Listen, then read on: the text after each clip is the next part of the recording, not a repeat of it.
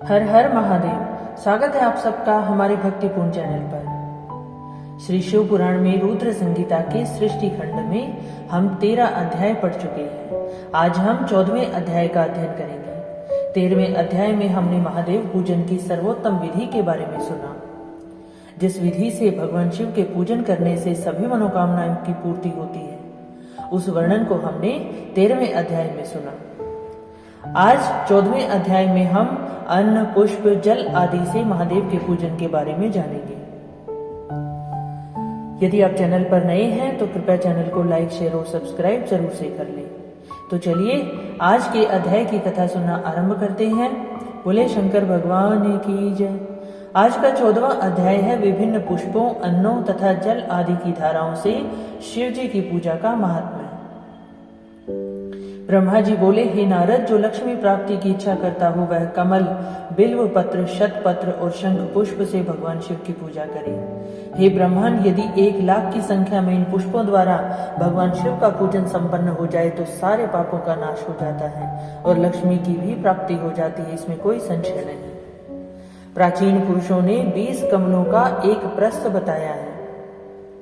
1 सहस्र बिल्व पत्रों को भी एक प्रस्थ कहा गया है। 1 सहस्र शतपत्र से आधे प्रस्थ की परिभाषा की गई है और 16 पलों का एक प्रस्थ होता है और 10 टंकों का एक पल।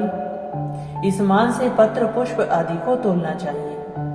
जब पूर्वोक्त संख्या वाले पुष्पों से शिव की पूजा हो जाती है तब सकाम पुरुष अपने संपूर्ण अभीष्ट को प्राप्त कर लेता है।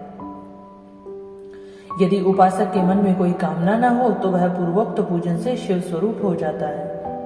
मृत्युंजय मंत्र का जब 5,00,000 जब पूरा हो जाता है तब भगवान शिव प्रत्यक्ष दर्शन देते हैं। 1,00,000 के जप से शरीर की शुद्धि होती है। दूसरे लाख के जप से पूर्व जन्म की बातों का स्मरण होता है। तीसरे लाख पूर्ण होने पर संपूर्ण काम्य वस्तुएं प्राप्त होती हैं। चौथे लाख का जप होने से स्वप्न में भगवान शिव का दर्शन होता है और 5वें लाख का जप जो ही पूर्ण होता है भगवान शिव उपासक के सम्मुख तत्काल प्रकट हो जाते हैं। बोले शंकर भगवान की जय। मृत्युंजय मंत्र की महिमा इतनी अपार है कि यदि 5,00,000 जप कर लिया जाए तो महादेव स्वयं दर्शन देते हैं। इसी मंत्र का 10,00,000 जप हो जाए तो संपूर्ण फलों की सिद्धि होती है। जो मोक्ष की अभिलाषा रखता है वह 1,00,000 दर्भों द्वारा शिव का पूजन करे।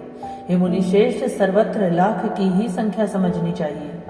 आयु की इच्छा वाला पुरुष 1,00,000 दुर्वाओं द्वारा पूजन करे। जिसे दीर्घायु की इच्छा हो वो 1,00,000 दूर्वा लेकर महादेव का पूजन करे। जिसे पुत्र की अभिलाषा हो वह धतूरे के 1,00,000 फूलों से पूजा करे। लाल डंठल वाला धतूरा पूजन में शुभदायक माना गया है। अगस्त्य के 1,00,000 फूलों से पूजन करने वाले पुरुष को महायश की प्राप्ति होती है। यदि तुलसी दल से शिव की पूजा करें तो उपासक को भोग और मोक्ष दोनों सुलभ होते हैं। लाल और सफेद आग, अपामार्ग और श्वेत कमल के 1,00,000 फूलों द्वारा पूजा करने से भी उसी फल अर्थात भोग और मोक्ष की प्राप्ति होती है। जपा अर्थात अड़हुल के 1,00,000 फूलों से की हुई पूजा शत्रुओं को मृत्यु देने वाली होती है। करवीर के 1,00,000 फूल यदि शिव पूजन के उपयोग में लाए जाएं तो वे यहाँ रोगों का उच्चाटन करने वाले होते हैं अर्थात सभी रोगों का नाश करने वाले होते हैं। बंदूक अर्थात दोपहरिया के फूलों द्वारा पूजन करने से आभूषण की प्राप्ति होती है अर्थात धन संपदा की प्राप्ति होती है। चमेली से शिव की पूजा करके मनुष्य वाहनों को उपलब्ध करता है, इसमें संशय नहीं। यदि किसी के मन में किसी वाहन की इच्छा हो तो वो चमेली के फूल से शिव की पूजा करे, इच्छा अवश्य ही पूर्ण होती है। अलसी के फूलों से महादेव का पूजन करने वाला पुरुष भगवान विष्णु को प्रिय होता है और महादेव ने स्वयं कहा था कि जो तुम्हें प्रिय है, जो तुम्हारा भक्त है वो निश्चय ही मेरा भी प्रिय है और मेरा भी भक्त है। शमी पत्रों से पूजा करके मोक्ष प्राप्त कर लेता है व्यक्ति। यदि व्यक्ति शमी पत्रों से पूजा करे तो मोक्ष की प्राप्ति होती है। बेला के फूल चढ़ाने पर भगवान शिव अत्यंत शुभ लक्षणा पत्नी प्रदान करते हैं। जूही के फूलों से पूजा की जाए तो घर में कभी अन्न की कमी नहीं होती। कनेर के फूलों से पूजा करने पर मनुष्यों को वस्त्र की प्राप्ति होती है। सेदुआरी या श्रीपालिका के फूलों से शिव का पूजन किया जाए तो मन निर्मल होता है। 1,00,000 बिल्व पत्र चढ़ाने पर मनुष्य अपनी सारी काम्य वस्तुएं प्राप्त कर लेता है। श्रृंगार हार अर्थात हर श्रृंगार के फूलों से पूजा करने पर सुख संपत्ति की वृद्धि होती है। वर्तमान ऋतु में पैदा होने वाले फूल यदि शिव की सेवा में समर्पित किए जाएं, अर्थात जिस समय हम शिव की पूजा करते हैं उस मौसम में जो भी फूल पैदा होते हैं उन्हीं से अगर महादेव की पूजा की जाए तो वो मोक्ष देने वाले होते हैं, इसमें संशय नहीं।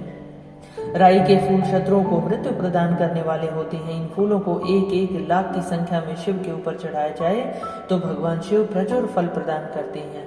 चंपा और केवड़े को छोड़कर शेष सभी फूल भगवान शिव को चढ़ाए जा सकते हैं, अर्थात चंपा और केवड़े का फूल महादेव पर नहीं चढ़ाया जाता।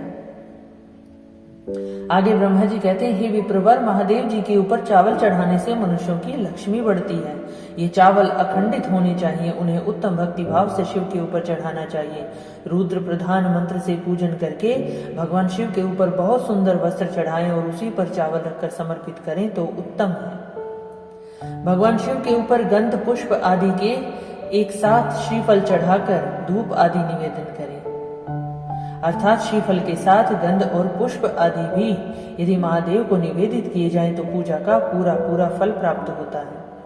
वहां शिव के समीप 12 ब्राह्मणों को भोजन कराएं, इससे मंत्र पूर्वक सांगोपांग लक्ष्य पूजा संपन्न होती है। जहां 100 मंत्र जपने की विधि हो वहां 108 मंत्र जपने का विधान किया गया है।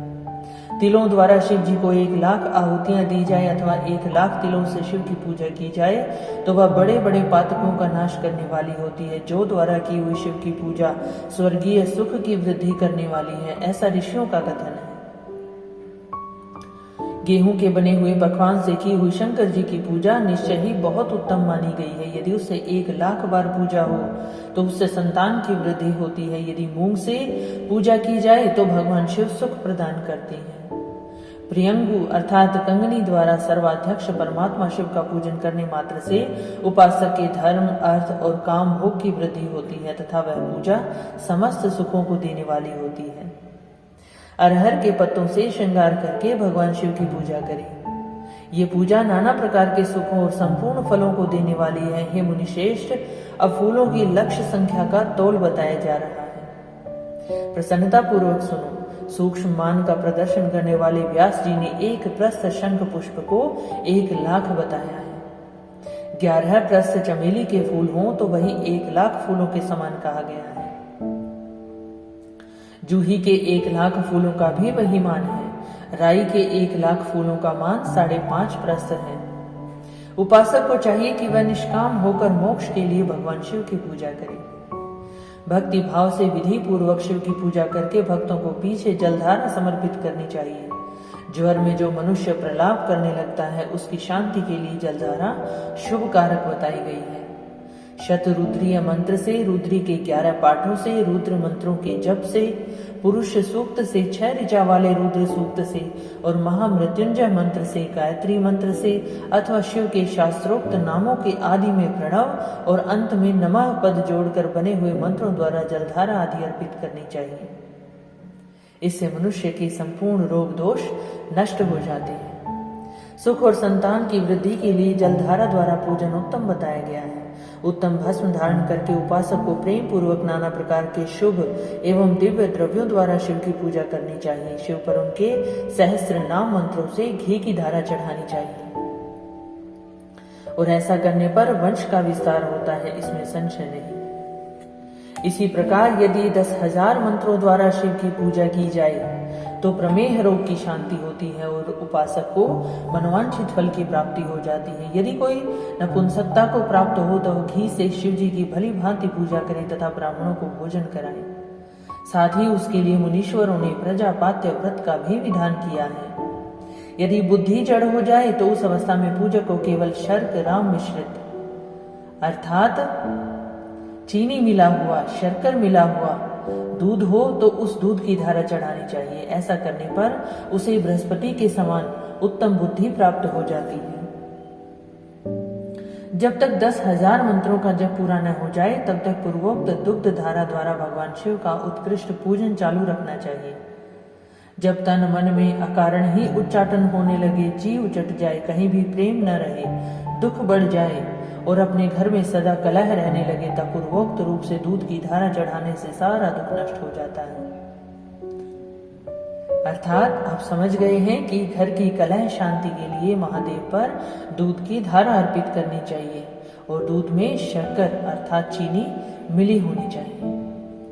सुवासित तेल से पूजा करने पर भोगों की वृद्धि होती है। यदि मधु से शिव की पूजा की जाए तो राज यक्षमा का रोग दूर हो जाता है। यदि शिव पर ईख के रस की धारा चढ़ाई जाए तो वह भी संपूर्ण आनंद की प्राप्ति कराने वाली है।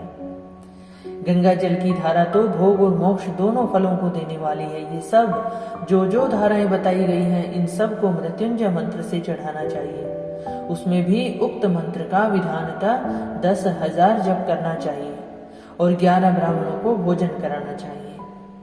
अर्थात महामृत्युंजय मंत्र का यदि जप कर रहे हैं तो शिव पूजन करते समय 10,000 मंत्रों का जप करना चाहिए। उस विशेष रोग की शांति के लिए, विशेष मनोवांछित फल की प्राप्ति के लिए इसके साथ ही 11 ब्राह्मणों को भी भोजन कराएं। बोले शंकर भगवान की जय।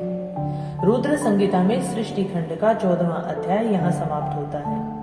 ये सृष्टि खंड है, इसमें महादेव की सृष्टि लीलाओं का वर्णन किया जाएगा और सृष्टि में रहने वाले लोग महादेव की कृपा किस प्रकार प्राप्त कर सकते हैं, इन सभी उपायों की चर्चा इस खंड में की जाती है। मुझे आशा है आप इससे बहुत ही धर्म लाभ लेंगे। आगे की कथा सुनने के लिए आप चैनल से जुड़े रहिए। चैनल को लाइक, शेयर और सब्सक्राइब जरूर से कीजिए।